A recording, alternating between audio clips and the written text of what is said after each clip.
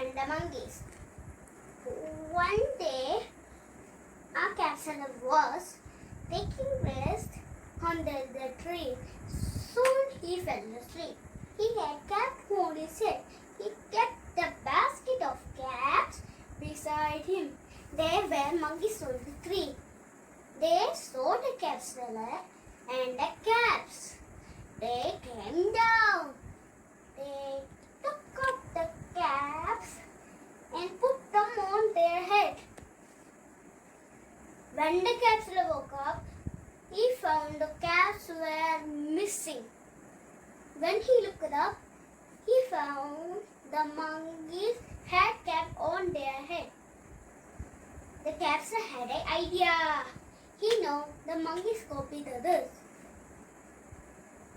The capseller took off his cap and threw it on the ground. All the monkeys took off their caps and threw it on the ground.